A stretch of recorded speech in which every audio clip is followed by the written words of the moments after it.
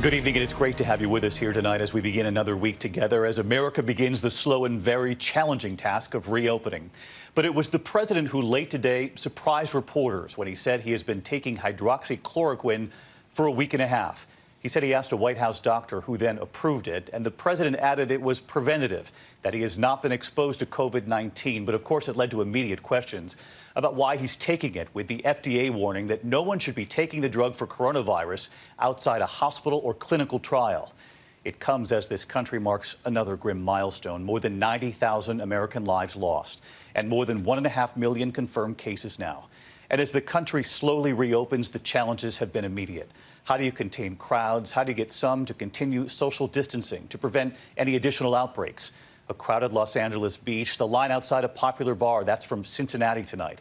In New York City, park police using a banner to encourage social distancing. And in Michigan, workers returning to factories, some saying they should not be going back yet. Others saying it's the risk you have to take to get back to work, to get a paycheck. All of this and that potentially promising news on a vaccine tonight. But first, the headline that immediately took over all the others when late today the president said he's been taking hydroxychloroquine for more than a week now. And so we begin here with ABC's Jonathan Karl tonight. The announcement came out of the blue. In response to a totally unrelated question, the president announced he has been taking the unproven drug hydroxychloroquine to protect himself from COVID-19. A lot of good things have come out about the hydroxy. A lot of good things have come out. I happen to be taking it. Hydroxychloroquine? I'm taking it, hydroxychloroquine.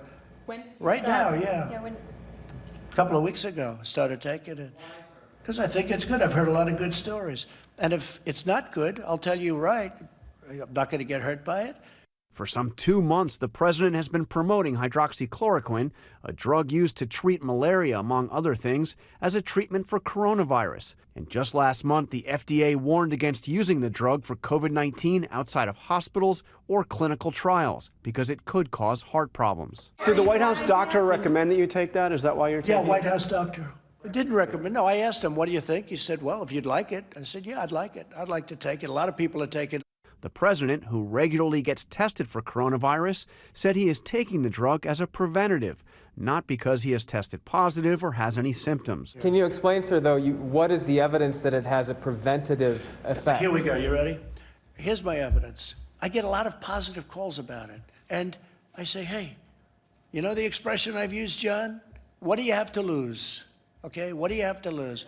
The president's revelation came hours after he got a surprise of his own from Attorney General William Barr, who threw cold water on his efforts to accuse Barack Obama and Joe Biden of unspecified crimes. Obamagate. It's been going on for a long time. But today, the Attorney General announced he does not expect there will be a criminal investigation of either former President Obama or former Vice President Biden.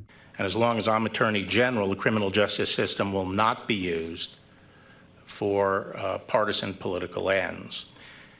And this is especially true for the upcoming elections in November. What do you think of Mr. Barr's decision? But if it was me, I guarantee they'd be going after me. In his case, they're not. So I think it's just a continuation of a double standard. I'm surprised by it. President Obama has recently broken his silence, criticizing the Trump administration in private. It has been an absolute chaotic disaster. And in thinly veiled comments during a pair of commencement addresses over the weekend. This pandemic has finally torn back the curtain on the idea that so many of the folks in charge know what they're doing. A lot of them aren't even pretending to be in charge. Yeah. Reaction to President Obama's speeches over the weekend? Look, I think he was an incompetent president. That was the reaction to President Obama over the weekend from President Trump today. But let's get right to John Karl at the White House. John, I want to get back to the news late today. The president has been touting, of course, hydroxychloroquine for more than 2 months now. Have you learned anything more tonight about what prompted him to start taking it now? Well, no direct answer from the White House, David, but if you look at the timeline here, the president says he's been taking this drug for about a week and a half. That means that he began taking it just days or perhaps the day after his personal valet tested positive for coronavirus, and also the vice president's press secretary. A lot of people going back to check the timeline, John Carl among them, and our thanks to you leading us off tonight, John. This, of course, led to so many questions. What should people at home who are worried about the virus make of all this today? So I want to bring in our chief medical editor, Dr. Jen Ashton, tonight. And Jen, bottom line here, what has the FDA been warning about this drug, and what would you say to your patients who come to your office about taking hydroxychloroquine as a preventative measure, as the president says he's now doing?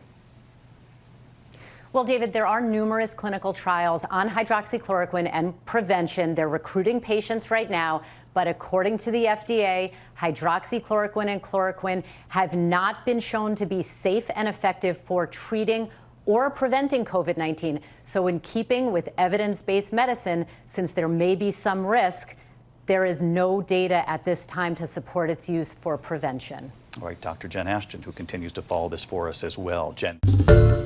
Hi, everyone. George Stephanopoulos here. Thanks for checking out the ABC News YouTube channel. If you'd like to get more videos, show highlights, and watch live event coverage, click on the right over here to subscribe to our channel. And don't forget to download the ABC News app for breaking news alerts. Thanks for watching.